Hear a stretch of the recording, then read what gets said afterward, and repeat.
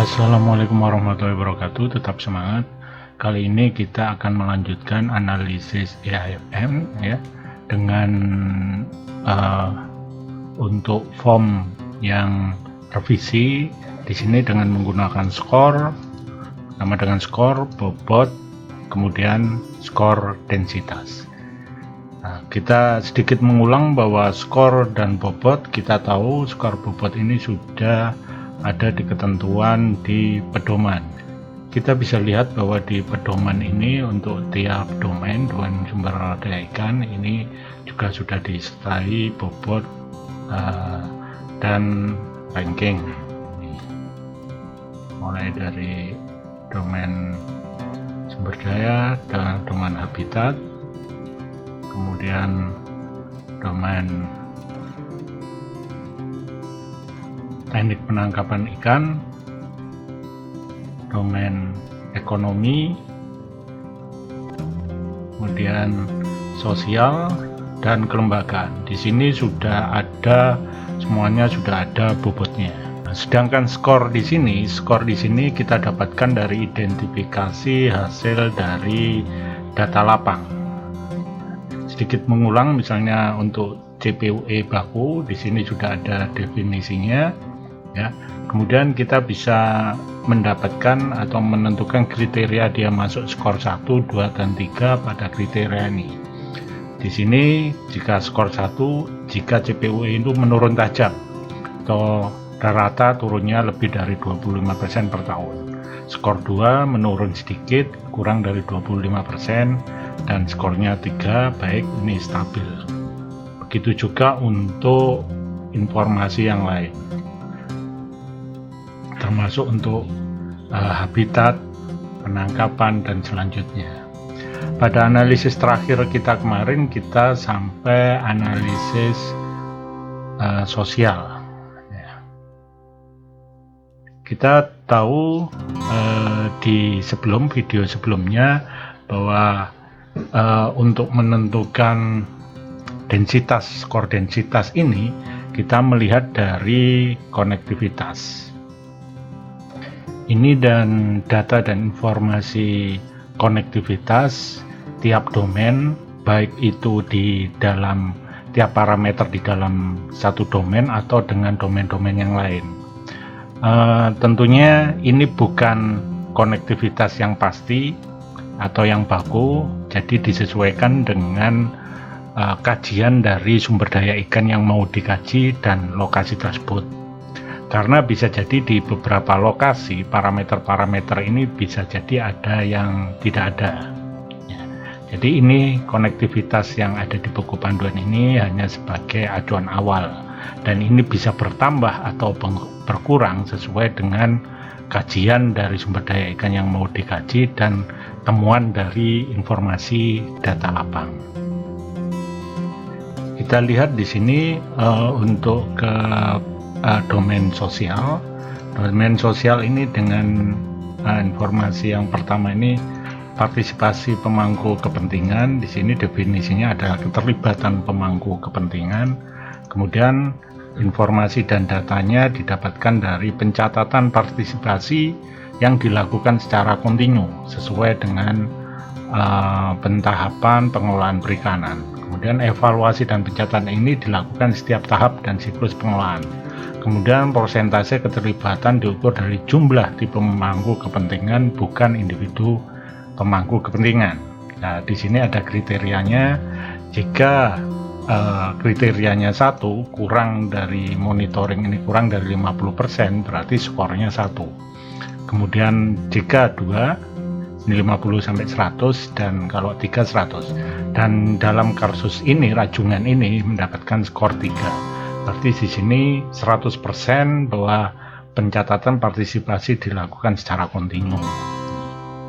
Kemudian berapa densitasnya? Densitas ini dari identifikasi di bagan tadi ada 4. Coba kita cek 4 ya. Partisipasi pemangku kepentingan, bahwa di sini kita lihat bahwa ini 1. Nah, 1. Ini ada percabangan 2, 3 ya, Ini ada 3, kemudian di sini ada yang warna hijau 1, 4. Jadi ini 4. Dan di sini kita ketik bahwa partisipasi pemangku kepentingan untuk densitasnya 4. Kemudian selanjutnya untuk konflik perikanan, di sini definisinya adalah resource conflict, policy conflict, fishing gear conflict, atau konflik antar sektor. Di sini pengumpulan informasinya, datanya dari arahan pengumpulan data konflik adalah setiap semester 2 kali setahun atau sesuai dengan musim. Dan di sini akan dinilai 1 jika lebih dari 5 kali per tahun konflik itu terjadi. Dinilai 2 jika konfliknya 2-5 kali per tahun. Dinilai 3 jika kurang dari 2 kali per tahun. Dan di kasus ini Rajungan 1, jadi konflik yang terjadi kurang dari 2 kali per tahun. Kemudian berapa skor densitasnya? Ini dinilai 8. Kita coba cek ya. Konflik, kita lihat pertama ini 1 tidak ada percabangan, 2 ini 2, kemudian ini yang biru 3, nah kemudian ini 4, kemudian yang ini ada percabangan 5, 6, 7, 8, jadi 8. Kemudian nilainya gimana? Kita tahu bahwa nilai di sini sesuai dengan rumus. Ini ya rumusnya, bahwa nilai total baik untuk satu atribut dalam domain, bahwa skor atribut kali bobot kali densitas. Kita lihat rumusnya F5 kali G5 kemudian kali skor densitas. Nah, ini ada 280. Kemudian selanjutnya untuk yang ketiga, pemanfaatan pengetahuan lokal dalam pengelolaan sumber daya. Ini definisinya pemanfaatan pengetahuan lokal yang terkait dengan pengelolaan perikanan. Ya, di sini pengumpulan datanya dari recording pemanfaatan TEK. Ya, kemudian di sini dilaksanakan secara kontinu sesuai dengan pentahapan pengelolaan perikanan. Evaluasi dari rekod ini, saya perbesar ya, ini dilakukan setiap siklus pengelolaan dan dilakukan secara partisipatif.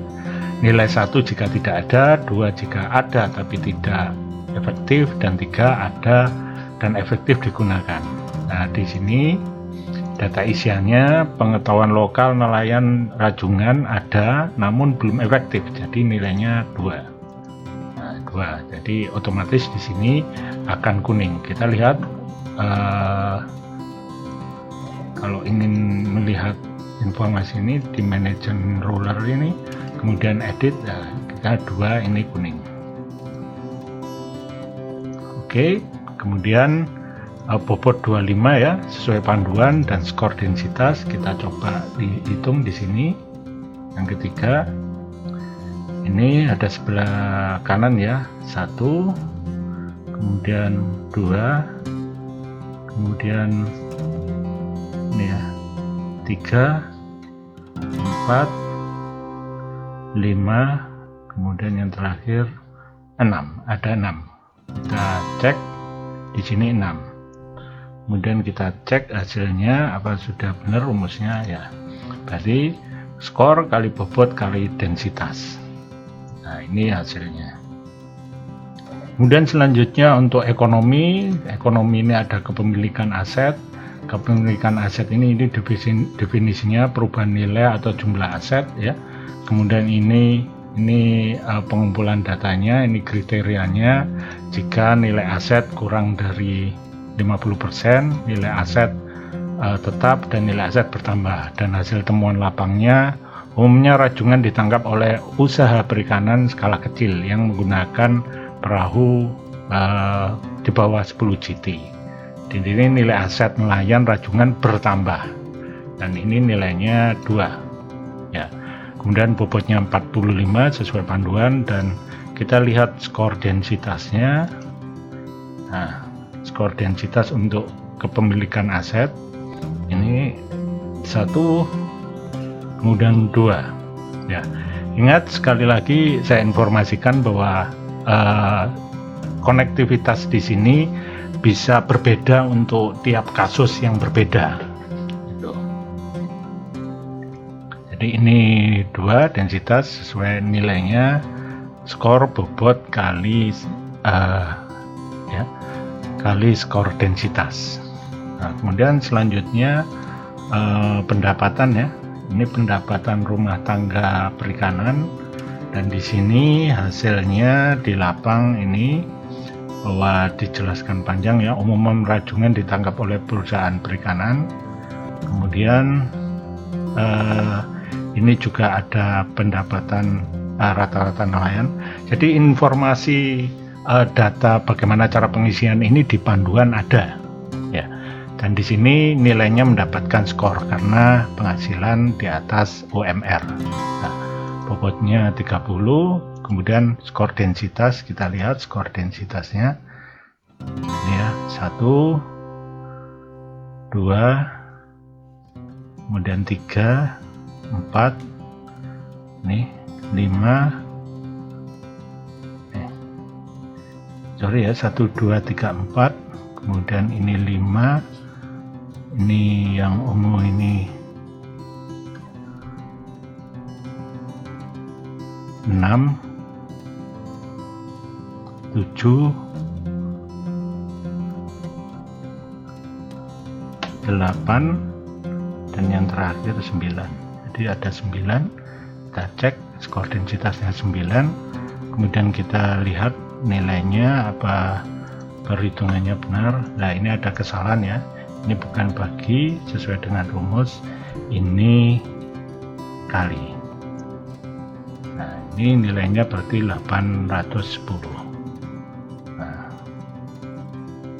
kemudian yang terakhir ini rasio tabungan, saving ratio, bahwa di sini hasilnya temuan lapang bahwa saving rate kurang dari bunga kredit pinjaman. Dan di sini merah bahwa menunjukkan bahwa kurang dari bunga kredit pinjaman. 5, bobotnya 25, ranking 3, skor kita lihat skor densitas ya. Ini bahwa ini 1, hanya hubungannya dengan adanya TIK. Nah, kita lihat ini 1, kita cek. Nah, ini ada kesalahan juga, ini bukan bagi tapi kali. Nah, ada 25 nilainya. Nah, kemudian di sini kita lihat ya, di sini memang untuk mempermudah kita ada minimum dan maksimum. Jadi minimum ini kalau nilai skornya 1, dan maksimum ini kalau nilai skornya 3.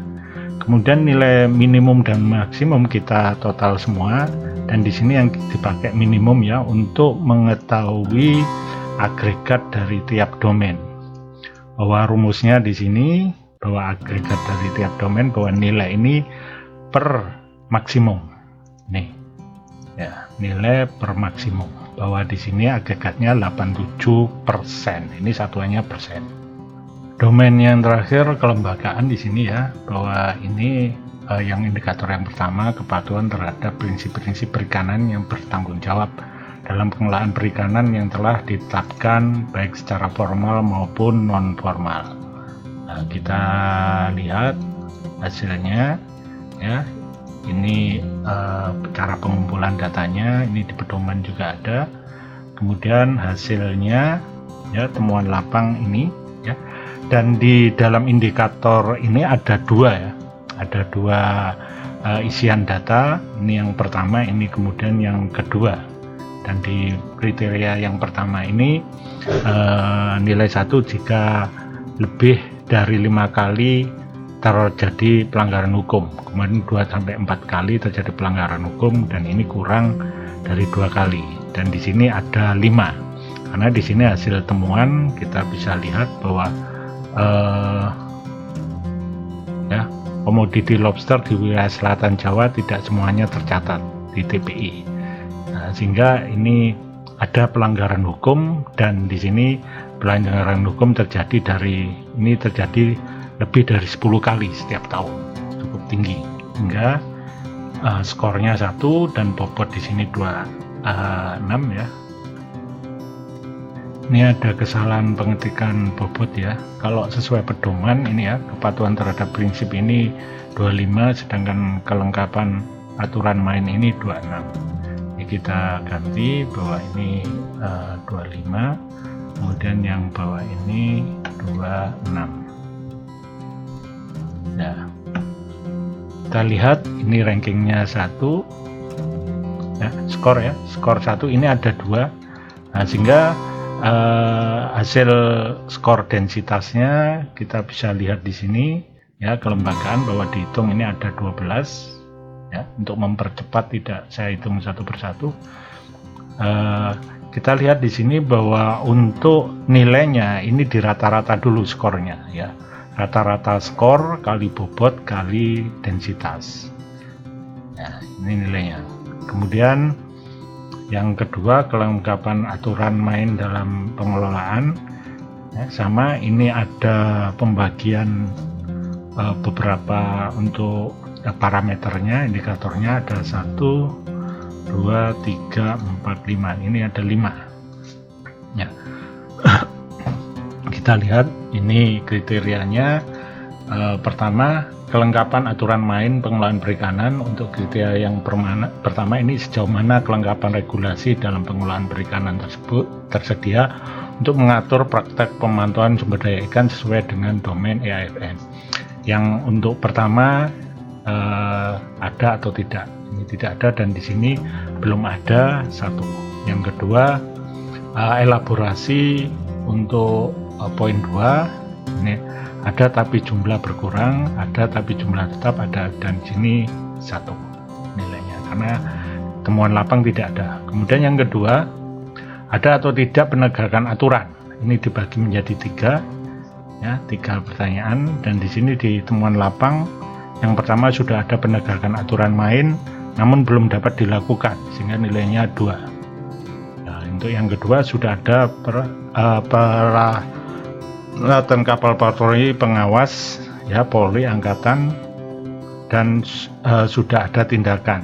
Ini ada alat dan orang tapi belum ada tindakan. 2. Kemudian yang ketiga, ada penegakan hukum dan mulai dari bentuk peringatan, teguran, dan di sini sama ada teguran atau hukuman. Kemudian di sini untuk bobotnya 26, ranking ini nggak perlu diperhatikan karena tidak mempengaruhi dalam perhitungan. Kemudian densitas kita bisa lihat di sini, dan di sini ada 5, sehingga nilainya kita lihat bahwa untuk skor ini di rata-rata dulu semua, rata-rata ya, 1, 2, 3, 4, 5 ini, kemudian kali bobot, kemudian kali skor densitas, ini nilainya. Kemudian untuk ini parameter ketiga, ada dua skor ya. Jadi di sini nilainya sama. Kemudian yang keempat, rencana pengelolaan perikanan, ini ada 1, nilainya 1, belum ada tapi sedang dilakukan persiapan sehingga nilai 1 ya. Ini kemudian dikalikan ada 15. Nah, ini ada kesalahan, ini bukan bagi ini, tapi ini kali.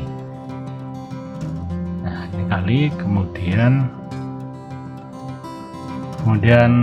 indikator yang kelima ini tingkat sinergitas kebijakan ya, ada 2, nilainya 2 dan 2 ya. Kemudian di sini kita lihat rata-rata kali bobot, kemudian kali skor densitas. Kemudian ke yang terakhir, kapasitas pemangku kepentingan, di sini nilainya 2, nilai 2. Kemudian kita lihat bahwa ini skor bobot kali skor densitas nilainya 40.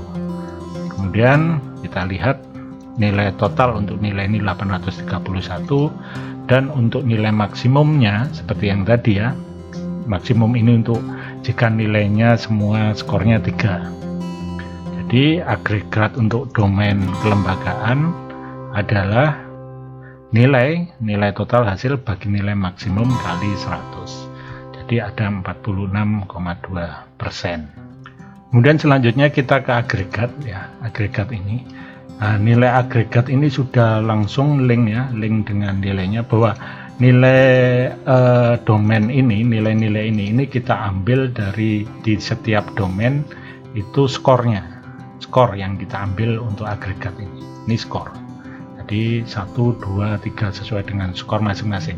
Kalau dia ada yang parameter, misalnya ini parameter yang lebih dari 1 itu rata-rata. Nah, ini ya yang 4 untuk habitat kita lihat 4, ini kan ada 2 ya, ini berarti rata-rata. Begitu juga untuk yang lain. Jadi kalau ada yang indikatornya lebih dari 1, skornya itu rata-rata. Nah, kemudian di sini ini di total atau di rata-rata ya, total bagi N atau rata-rata sama saja. Ini juga sama, total bagi N untuk semua domain. Kita lihat semua domain. Kemudian ini juga otomatis ya, karena ini link semua otomatis, bahwa di sini kita lihat tabelnya. Kalau kita lihat select datanya, bahwa di sini adalah nilai rata-rata tadi, average ini ya. Kita lihat dari grafik di sini bahwa nilai 1 yang CPUE, tren ukuran ikan, kemudian porsi ikan, dan yang terakhir rank collapse. Begitu juga untuk indikator yang lain. Kita lihat bahwa ini adalah nilai skor jika indikatornya lebih dari 1, ini rata-rata. Ini sudah terlink semua. Ini untuk penangkapan sosial, langsung ke sheet sosial, ekonomi, dan juga kelembagaan. Jadi di sini kita juga sudah bisa melihat di grafik ini, tabel ini, bahwa mana yang rendah dan mana yang nilainya tinggi 3. Nah, sedangkan untuk agregat total itu adalah dari nilai rata-rata tadi. Nah, jadi untuk ini nilai komposit ini diambil dari SDI L23. SDI L23 itu ini. Nah, ini 39,19. Sama untuk yang habitat kita lihat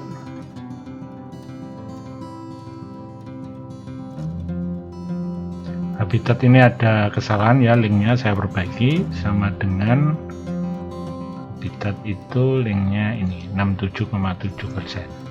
Nah ini. Nah, kemudian untuk teknik penangkapan ikan ini penangkapan L23